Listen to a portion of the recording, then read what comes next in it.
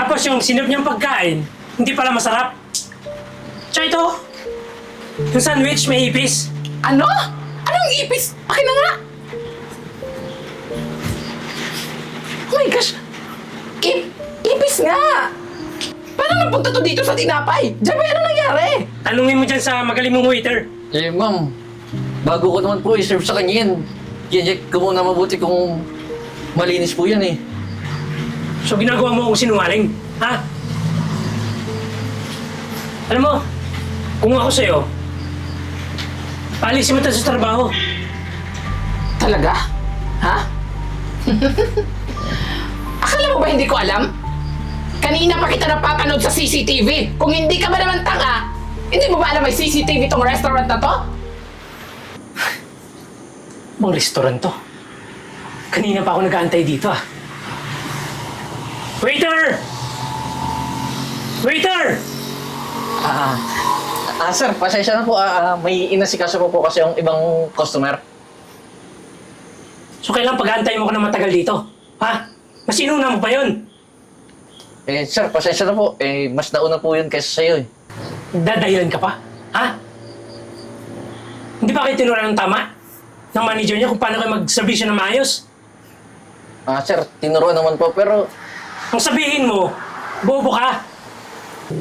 Sir, order po ba kayo or lalaitin niyo lang yung pagkatao ko?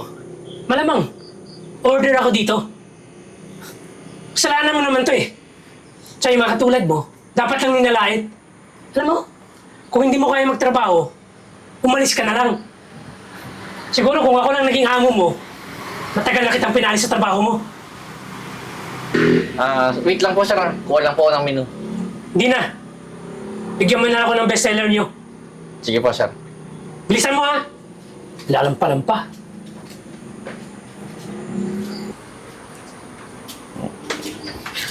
Sir, ito na po yung order mo. Ito na yun? Ito na yung bestseller niyo? Opo sir.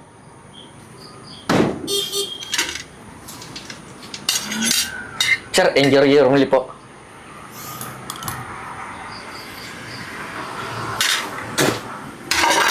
Sir, Ano to? Walang kalasa-lasa yung pagkain nyo. Alam mo, pangit na yung serbisyo nyo. Pangit pa yung pagkain nyo. Tingnan mo. Parang pagpag... Ano to, pagkain ng aso? sir. Di ba sabi mo po bestseller? Sir, ayun po yung bestseller namin. Dadahilan ka pa ha? Gusto mo? Pagkain ko to sa'yo. Hmm? Sir, wag mo sir. Yan!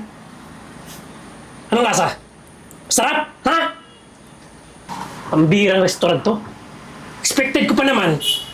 Masarap yung pagkain dito. Tinong pangit to. Walang kabuhay-buhay yung pagkain nyo dito. Sige na. Bigyan mo na lang ako ng juice tsaka sandwich. Bilisan mo ha. Tudalhin mo na. Sige po sir. Pagkain ko yun sa'yo eh.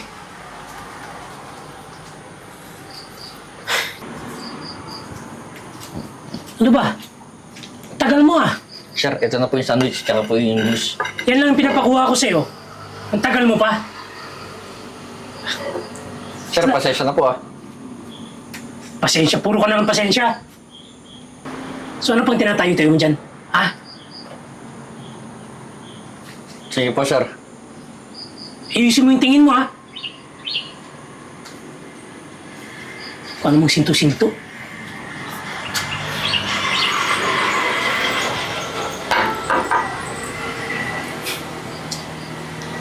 Ito. Sigurado ako matatanggal ka sa trabaho.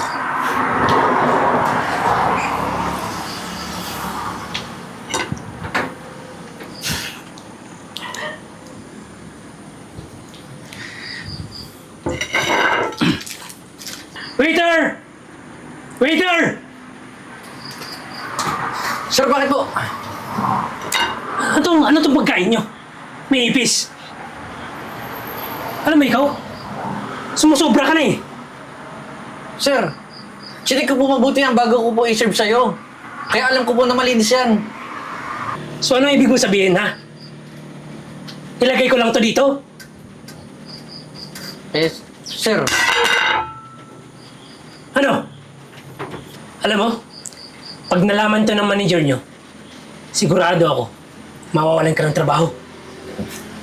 Pero, pwede ko naman hindi sabihin to eh. Kung kakainin mo. sir, Ano? huwag naman po ganyan, sir. Iba na po yan eh. Ayaw mo? Gusto mo mawalan ng trabaho? Sir, pasensya na po talaga eh. Di ko naman po nilagay yan eh. Huwag ka na magdahilan. Alam ko naman na pinagtitripan mo ako dito. Kainin mo na! Gusto mo isubo ko sa'yo?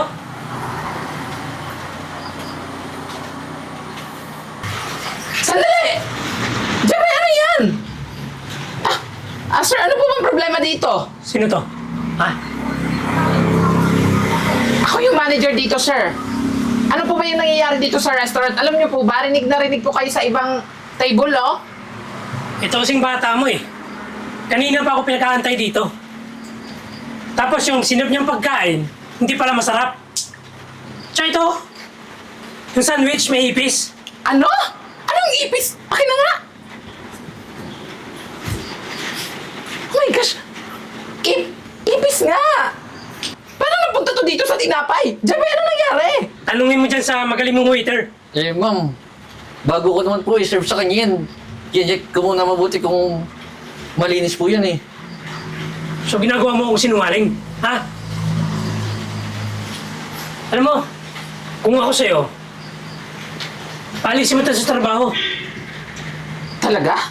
Ha? Akala mo ba hindi ko alam? Kanina pa kita napapanood sa CCTV. Kung hindi ka ba naman tanga, hindi mo ba alam may CCTV tong restaurant na to? Kitang-kita ko kung ano yung pinaggagawa mo.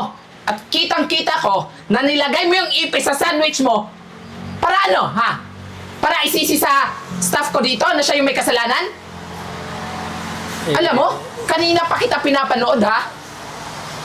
Kitang-kita ko rin kung paano mo iniinsulto at nilalait-lait itong staff ko. Ang kapal ng mukha mo?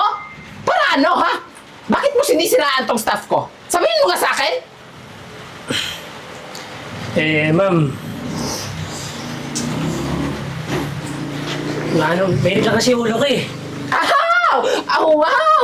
Pag mainit ang ulo, nag-trip ka dito, papasok ka sa restaurant, tapos patripan mo tong staff ko? Paano ba namin kasi? Ang tagal ko na dito tapos hindi niya ako inakasikaso ng maayos. Abi, mag-antay ka! Kasi kita mo naman, di ba? Puno yung restaurant ko. Ang daming customer. Ano, gusto mo ikaw lang may special treatment para sa'yo? Kaya- First come, first serve kami dito. Kaya nga ma'am eh, hindi po siya makaintindi kahit in-explain ko na po kanina sa kanya eh. Alam mo, sumusobra ka na. Hindi ko ito tolerate yung mga ganyang klaseng customer. Tsaka ito tandaan mo ha. Hindi ako naniniwala na sa lahat ng pagkakataon, customer is always right. Lalong-lalo na sa'yo. Teka lang. Kung makapagsalita ka, akala mo ikaw may-ari ng restaurant ah. Gusto mo Bakit? isugmo pa kita dun sa may-ari? Kahit na magsumbong ka, pag mali, mali. Tsaka isa pa, kinakailangan na pagbayaran mo lahat ng panggugulo mo dito kasi sinira mo yung reputasyon ng restaurant namin. Kaya ito tatandaan mo. Ipapakulong kita. Ma'am, pwede po usap sana sa'yo na Huwag ipakulong! Ganyan naman kayo eh. Pag alam yung kasalanan nyo na, magmamakaawa kayo. tsaka ma'am, hindi niya naman kinain eh. Tsaka, Hindi patuwaan kinain. lang to eh. Sige, hindi kinain. Hindi, ikaw kumain. Ayan. Ayan, ha? Ano? Anong pakiramdam, ha? Anong pakiramdam na nambubuli ka ng kapwa mo? Officer? Teka lang po, bakit may pulis? Ma'am, pasensya na ha. Matagal ko na kasi sinisurveillance to eh. Ganyan talaga yung modus niyan.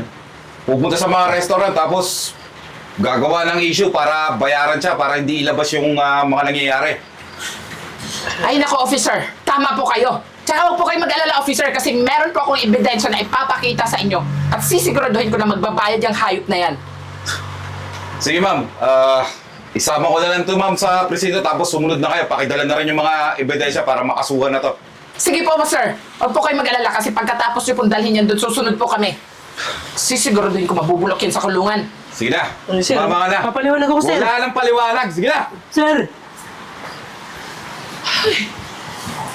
Visit siya. Hiyalong lalaki yun, ha?